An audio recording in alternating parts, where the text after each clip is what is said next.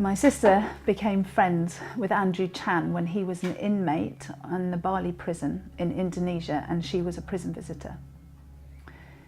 Andrew had been caught smuggling drugs. And when he was arrested, he'd said, "God, if you're real, set me free."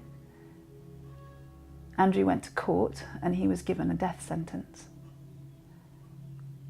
But when he returned to his cell, something spoke to his heart and said, "Andrew, I have set you free from the inside out."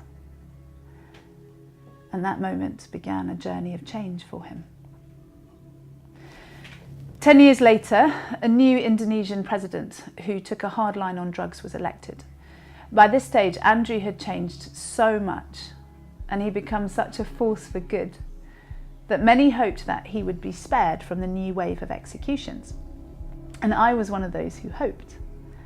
So as a way of encouraging him, I recorded this ancient Hebrew poem.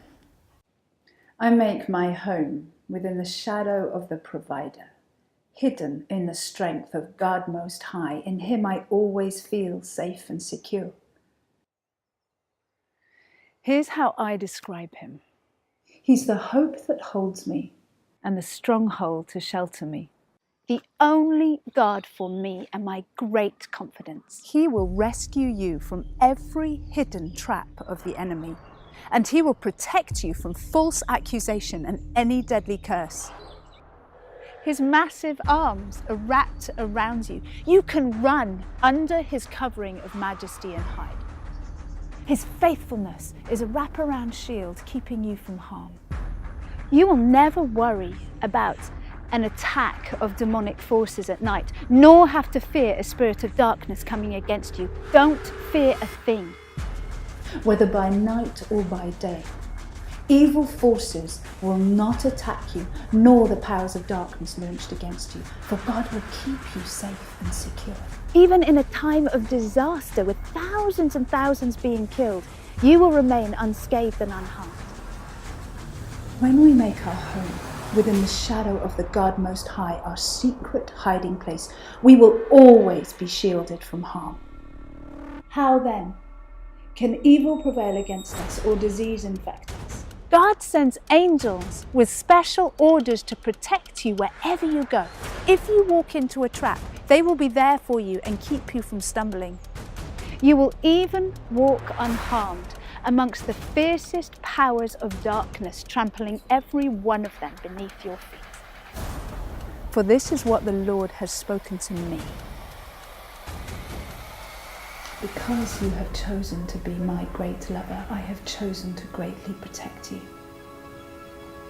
I will set you in a high place, safe and secure before my face. I will hear your cry for help every time you pray.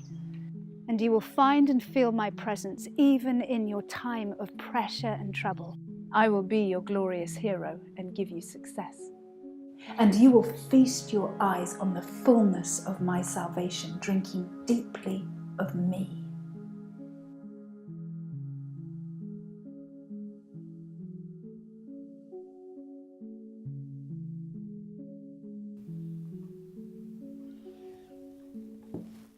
On the 27th of April 2015, Andrew married his wonderful fiancée, Febby.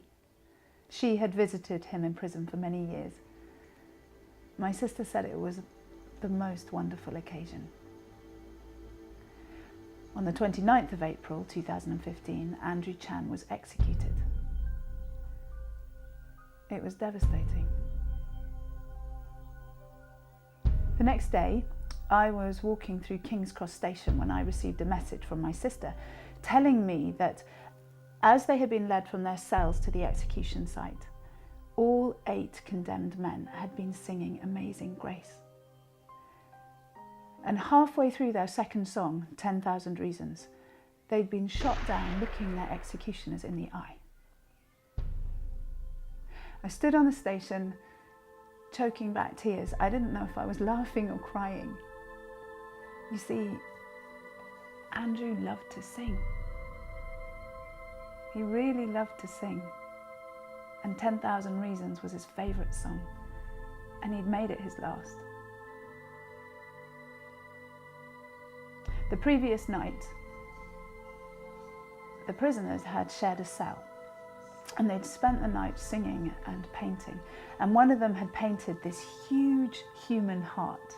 And on the back of the canvas was inscribed the words, "God bless Indonesia." I'd always had a hunch that Andrew would go down singing. And we knew that he would refuse his blindfold. But I never guessed that the 7 others would do the same. Andrew died well. He died really well. They all died well.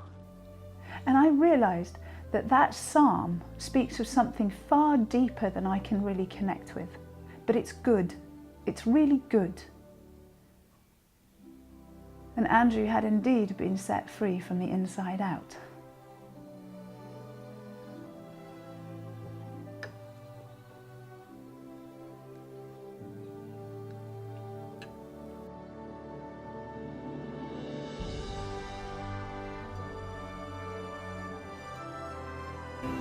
As I said, I mean, the only thing I can do is apologise on that. I mean, you know, truth of the matter is, you know, I did commit a crime, and you know, right now I'm obviously paying, I'm obviously paying the price for it.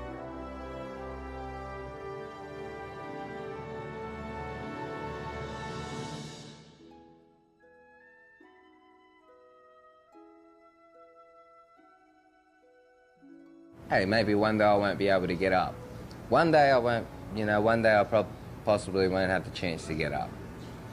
So it's put me on a different angle to look at things differently,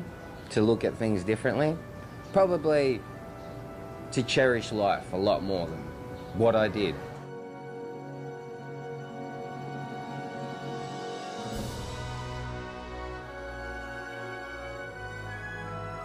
Andrew wrote a letter to me every single day without fail. And this is one of his last letters to me. Sayang, sayang means darling in Indonesia. You will need to continue with the visions in the island. Never forget the people there.